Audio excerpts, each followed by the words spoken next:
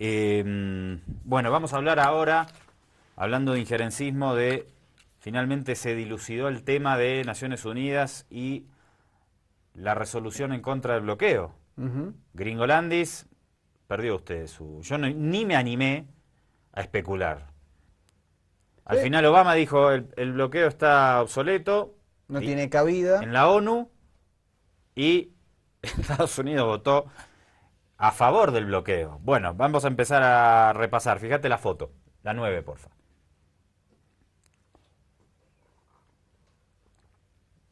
Ahí está la foto en la ONU, el resultado de la votación. Sí, o sea, sí, ¿cómo es la resolución? Sí están en contra del bloqueo. En contra del bloqueo. Y sí, que se termine, digamos.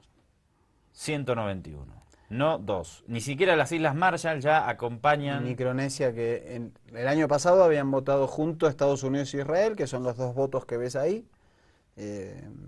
O sea, cada vez más solo. Bueno, podemos decir que constituyó una votación histórica porque es la mayor diferencia desde que se viene votando hace ya varias décadas esta resolución. Bueno, hay que seguir trabajando.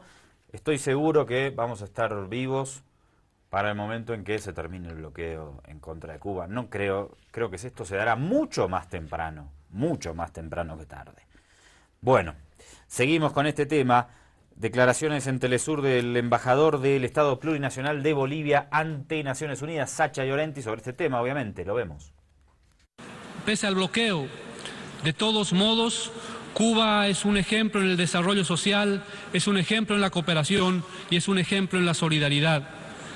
Bolivia viene nuevamente a sumarse al concierto de las naciones para repudiar de la manera más enérgica el criminal bloqueo que se ha convertido en una de las heridas abiertas más profundas que laceran el espíritu de toda la familia humana.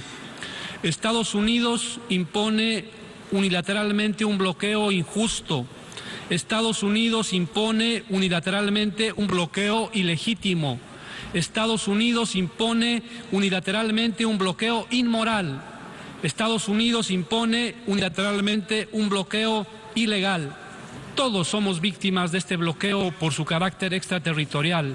No es solamente Cuba, es la comunidad internacional la que se ve agredida unilateralmente, violando el derecho internacional por el bloqueo impuesto por los Estados Unidos de América. Bolivia ha sido y es beneficiaria de esa solidaridad absolutamente incondicional, pese a las condiciones que el bloqueo impone sobre Cuba. También es una oportunidad para homenajear la dignidad y la resistencia del valeroso pueblo cubano. Permítanme, delegadas y delegados, terminar esta breve intervención repitiendo las palabras que Che Guevara decía en esta misma sala hace algunas décadas, recordando una frase de José Martí. En la mejilla ha de sentir todo hombre verdadero el golpe que reciba cualquier mejilla de hombre. Por eso, Cuba, como ejemplo de solidaridad, hoy le da una lección al mundo. Si es que la patria es el sinónimo de humanidad, y si es que este bloqueo es el sinónimo de muerte, por eso nuevamente la disyuntiva es patria o muerte. Venceremos. Buena cita del embajador Sacha Llorenti sobre esta situación ya año 62, 2015, ¿cuánto vamos? 53. Bueno, mucho tiempo, ¿no? Demasiado, ¿no? Me parece que no hay evolución, no hay ningún tipo de evolución en esta situación. Y todos los años lo mismo en la ONU. Ahora vamos a escuchar al embajador de Estados Unidos, Ronald Goddard. A ver. Lamentamos, por lo tanto, que el gobierno de Cuba haya optado por proceder con su resolución anual. El texto dista mucho de reflejar los pasos importantes que se han adoptado y el espíritu de compromiso del presidente Obama. Como consecuencia, los Estados Unidos no puede apoyarlo. Si Cuba piensa que este ejercicio va a ayudar a hacer avanzar las cosas en el sentido que ambos gobiernos han indicado que desean, se equivoca. Como todos sabemos, el presidente Obama también ha pedido al Congreso que revoque el bloqueo lo antes posible y ha adoptado medidas ejecutivas para ajustar la reglamentación para facilitar muchas transacciones con Cuba.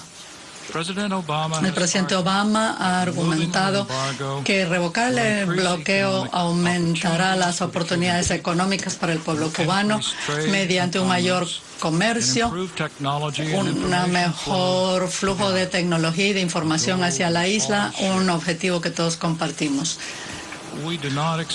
No esperamos que Cuba o los Estados Unidos olviden de la noche a la mañana el pasado. Nos damos cuenta que normalizar plenamente nuestras relaciones bilaterales va a requerir años de dedicación y de constancia de ambas partes.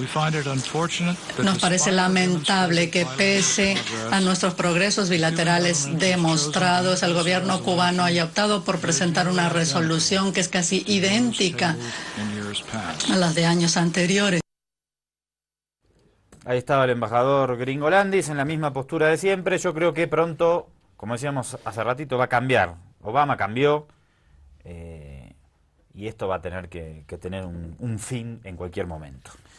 Canciller Bruno Rodríguez, a continuación, en conferencia de prensa, canciller cubano, obviamente, respondiendo a lo que sucedió hoy. Me siento decepcionado con el voto de los Estados Unidos en la mañana de hoy. Decía en mi discurso que nosotros tenemos que juzgar por los hechos. Los hechos son que desde el 17 de diciembre no ha habido modificaciones significativas a la aplicación del bloqueo.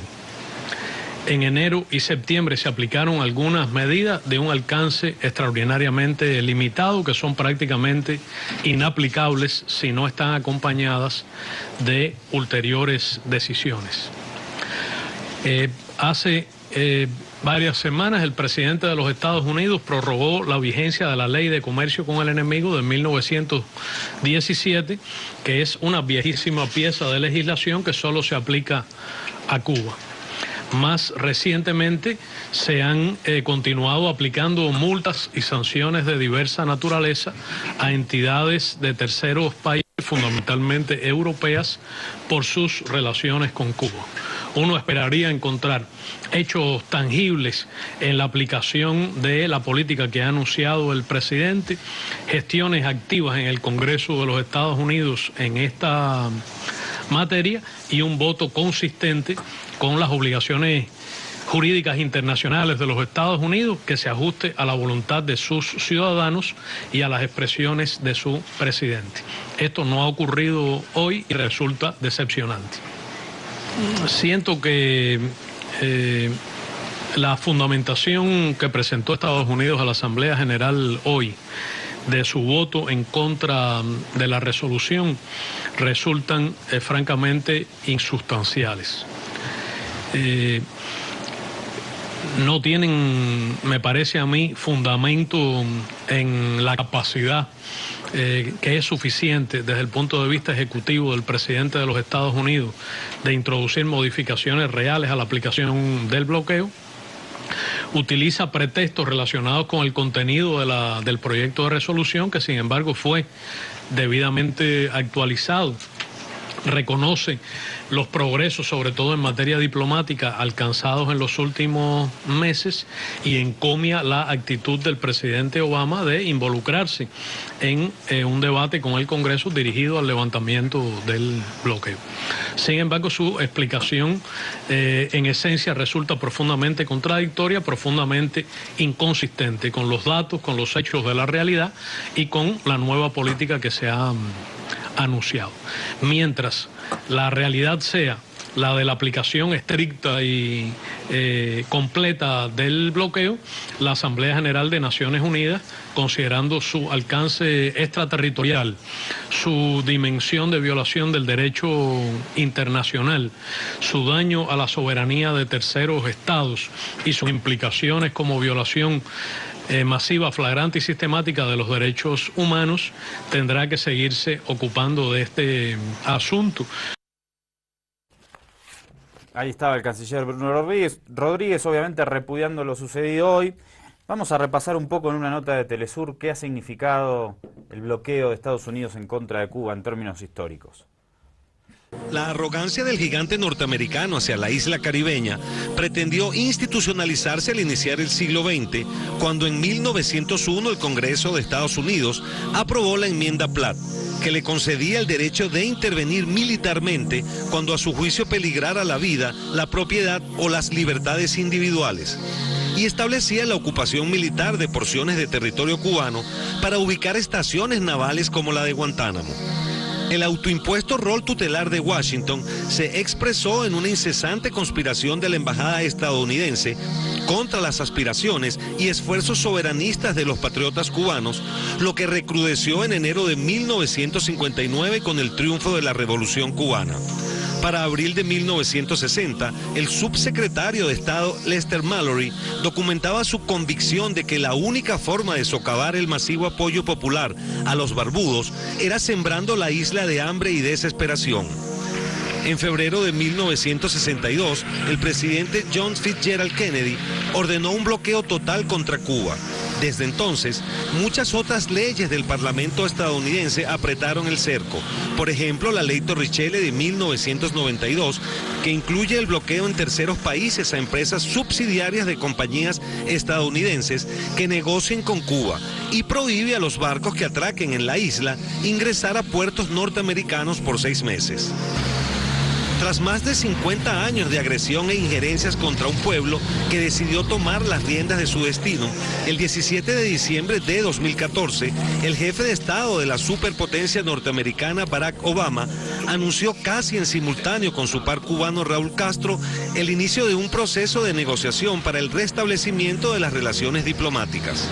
Continuaremos enfrascados en el proceso de actualización del modelo económico cubano, con el objetivo de perfeccionar nuestro socialismo, avanzar hacia el desarrollo y consolidar los logros de una revolución que se ha propuesto conquistar toda la justicia para nuestro pueblo. Sin embargo, pese a la apertura de las embajadas, luego de casi 55 años de ruptura, la total normalización de las relaciones entre ambas naciones pasa por la eliminación del bloqueo económico impuesto por Estados Unidos a Cuba y la reintegración del territorio de Guantánamo ocupado ilegalmente. Bueno, momento de ir al corte, doctor. Esto debería ser parte de la prehistoria ya del siglo XX, de la Guerra Fría del siglo XX, ¿no? Sí, aparte interesante, en su conferencia de prensa el canciller Bruno Rodríguez hacía un recuento de que en estos meses de restablecimiento de relaciones continuaron con las políticas prehistóricas justamente de bloqueo, daba cuenta de algunas acciones que solo son y se realizan contra Cuba y que el presidente Obama sigue renovando, entonces ese enojo lógico porque se esperaba otro voto de Estados Unidos en Naciones Unidas. Corte, enojo.